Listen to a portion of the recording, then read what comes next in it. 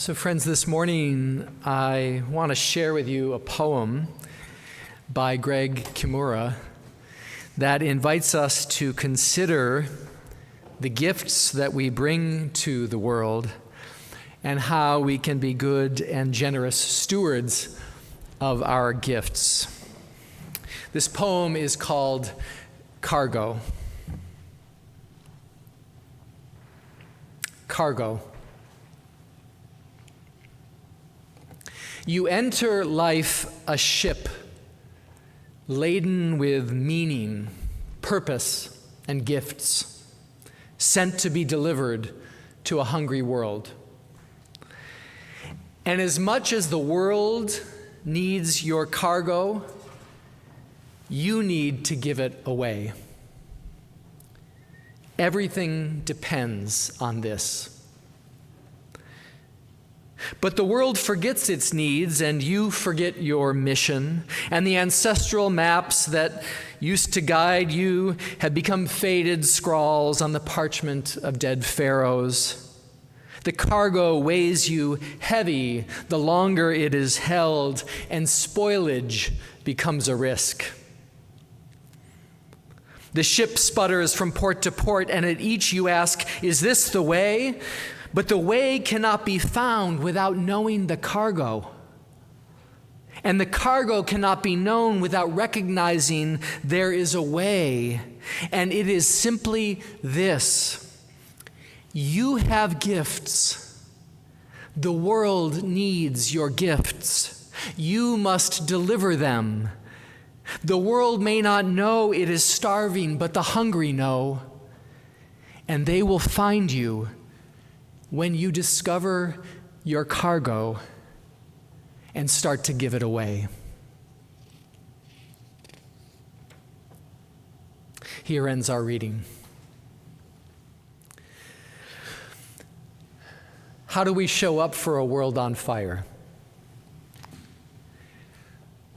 That's a question I found myself asking again just last month when for several days a sickly orange smoke filled our skies and our lungs, a now annual reminder of wildfires burning uncontrolled out west. How do we show up for a world on fire? Maybe you've asked some version of that question. Probably we all have.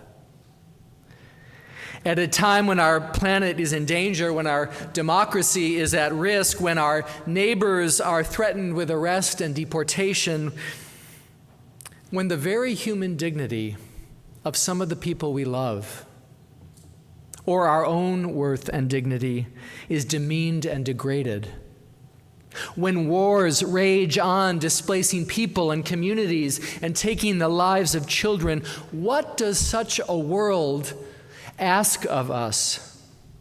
What does it need from us? How do we show up for a world on fire?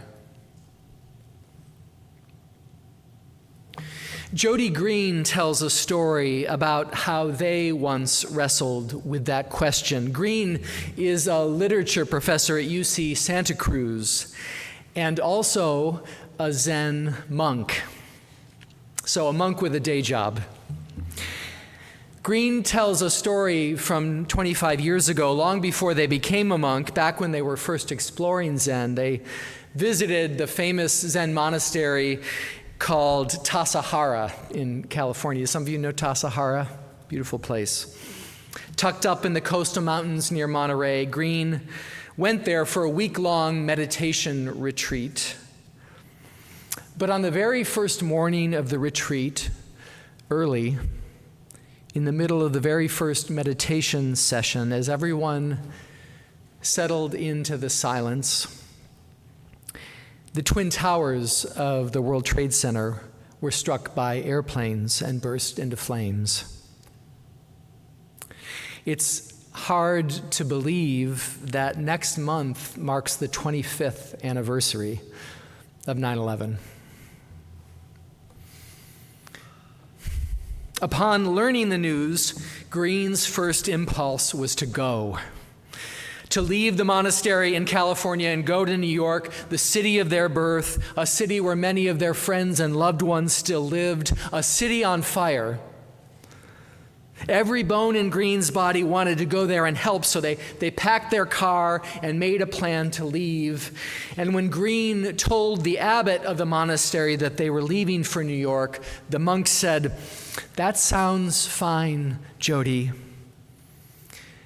What do you plan to do when you get there?"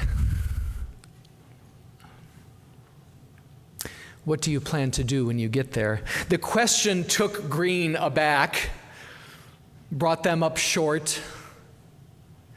With this gentle inquiry, the abbot seemed to be suggesting that it's not enough to show up for a city or a world on fire. Sometimes it's good to first discern whether and how we can be helpful, right? Whether and how we can be of service. What do you plan to do when you show up?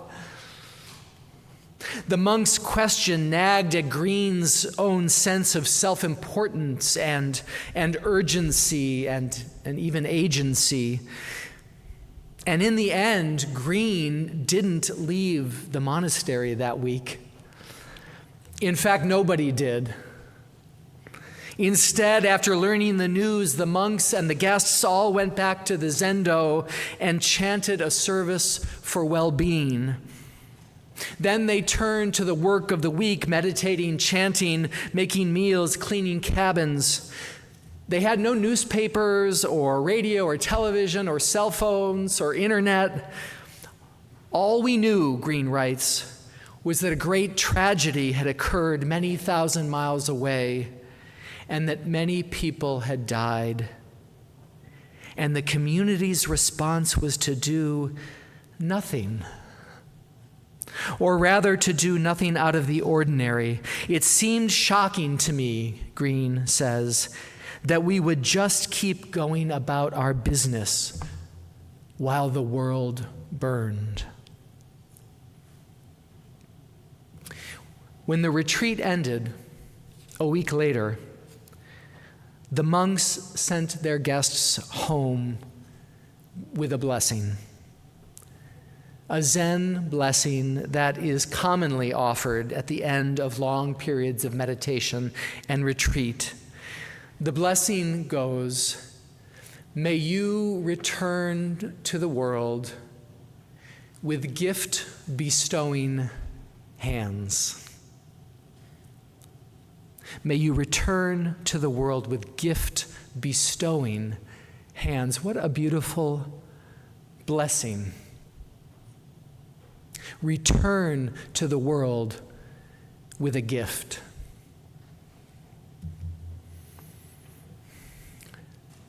Now, I'm curious how this story sits with you. For me, on one hand, I find myself astonished that anyone could actually spend a week meditating right through an event like 9/11, right? How could you not want to jump in and help? Or if you can't help, at least keep up to date, right? Up to the very minute on what was happening. That was before we could scroll through our phones. We were just watching cable news back then. At the same time, I really appreciate what the abbot is driving at with that question. What do you plan to do when you get there?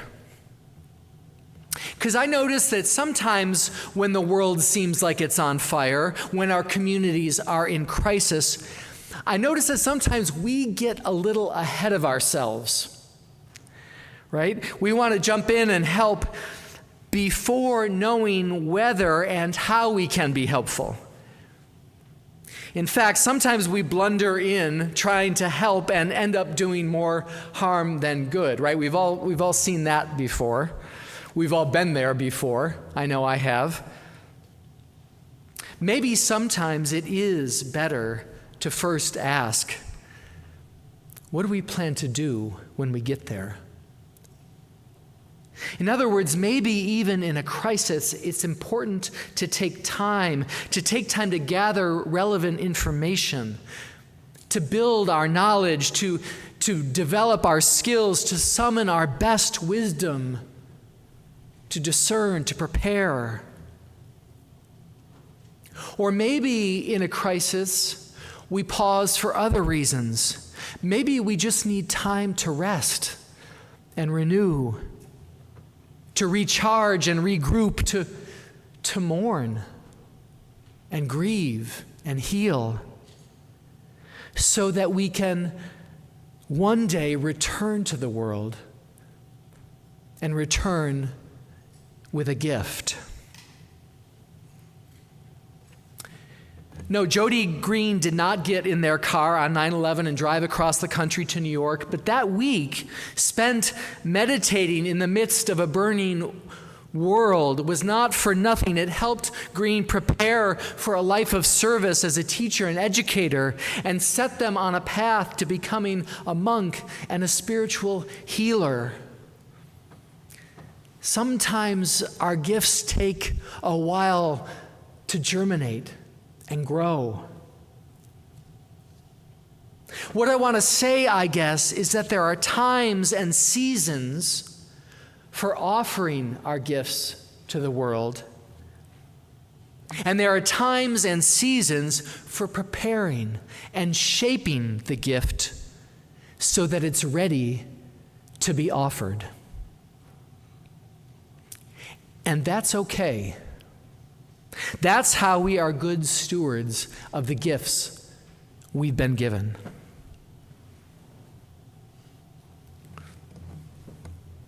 I want to ask a question now. I want to ask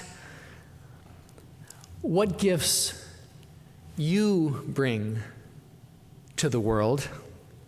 Maybe we can each take a moment now to consider the gifts that we bring, to actually kind of identify them up in our mind.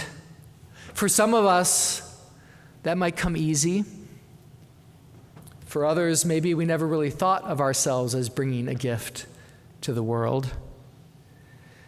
Maybe some of us were even told we didn't have a gift to bring. But consider your gift now.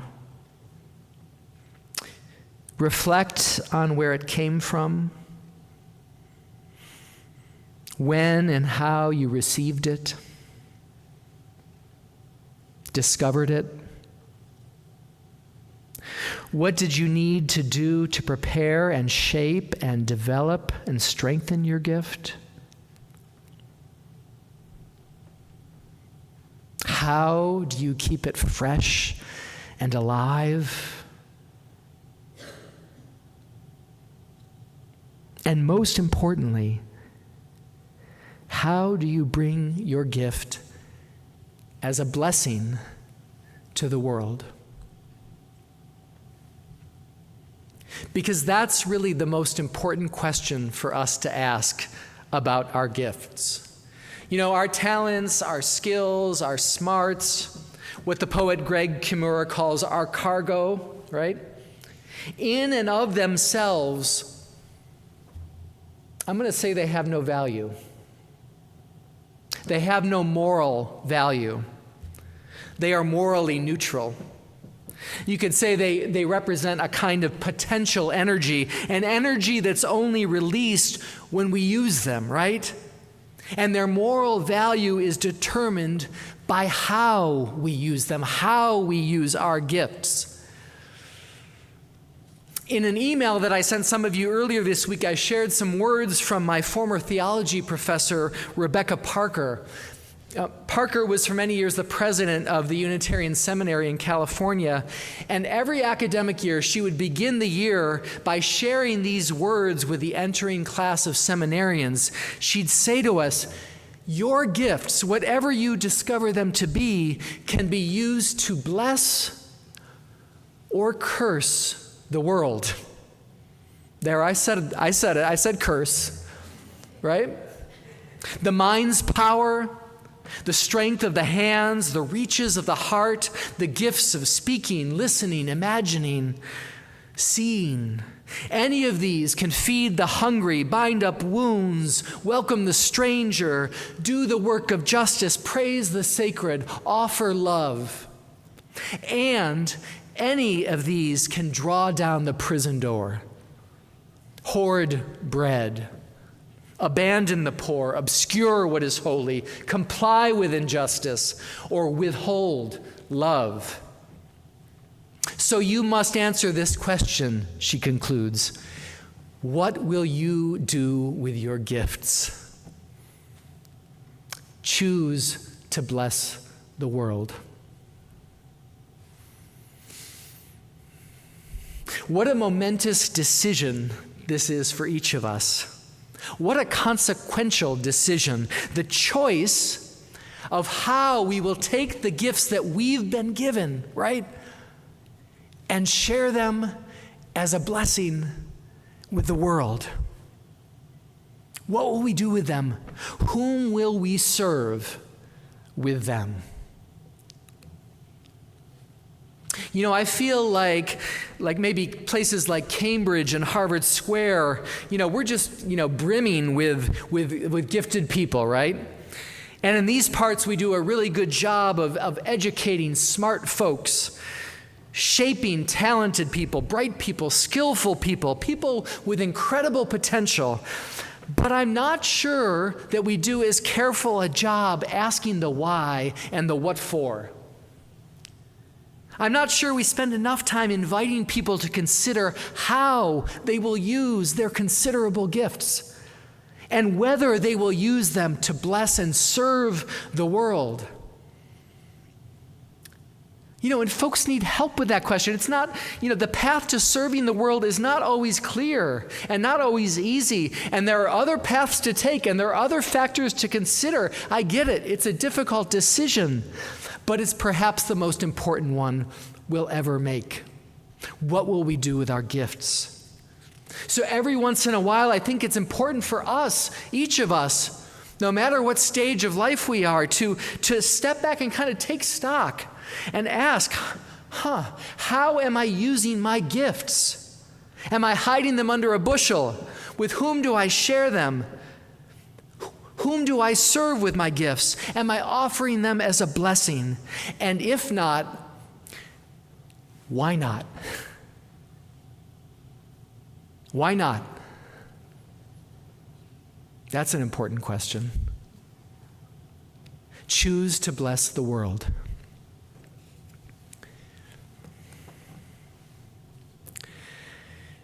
I want to close by sharing one last thought.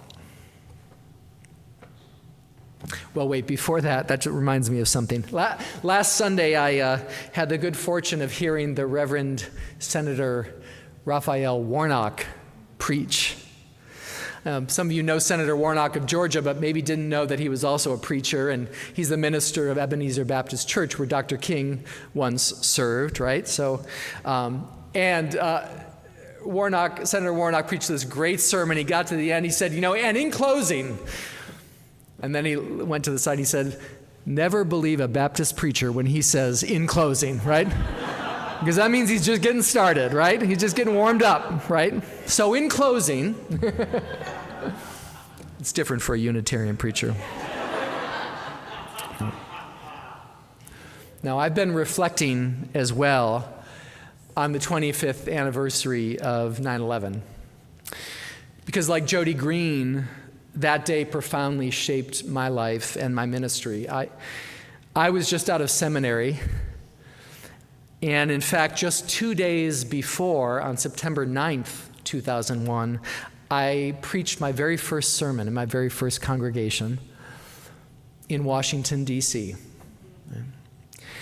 And on the morning of 9/11, I remember climbing the steps of the church steeple and looking out over Washington and over the Potomac River and seeing the Pentagon burn. And I remember the hordes of people streaming past the church on foot, fleeing downtown, desperate to get home to find their loved ones. And I remember that morning we gathered as a church staff. There were just a few of us there to ask, what can we do? We didn't have the time to ask what the abbot asked, what do you plan to do when you get there? Because we were already there and the world was already on fire. So we just had to have faith that we were as prepared as we needed to be to meet the demands of the moment. We opened the doors of the church, invited people in. We gave them a space to pray and light a candle and cry. We offered water and cookies and a shoulder to cry on. Sometimes when the world is on fire, we just know intuitively what gifts we have to bring. But as time passed and as weeks turned into months and years, and you'll remember this if you lived through it, the world didn't stop burning. There were forever wars, right? There was torture in military prisons, denial of civil liberties at home, the scapegoating of vulnerable populations. And so we, as a community, and this community as well, had to adapt, right, to this new world that we lived in, developing new capacities to march for peace, to get arrested at the Capitol, to write op-eds against torture, to build solidarity with scapegoated communities.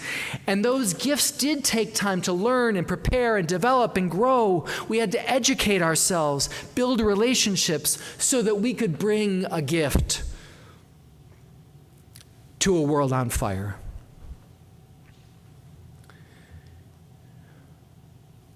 Friends, our world, so beloved to us, our world so beautiful and yet so broken, is in need of our gifts, is in need of your gifts. So be a good steward of them. Be generous with them.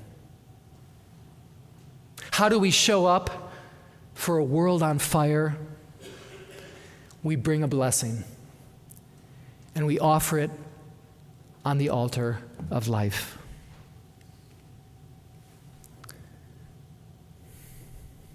Amen.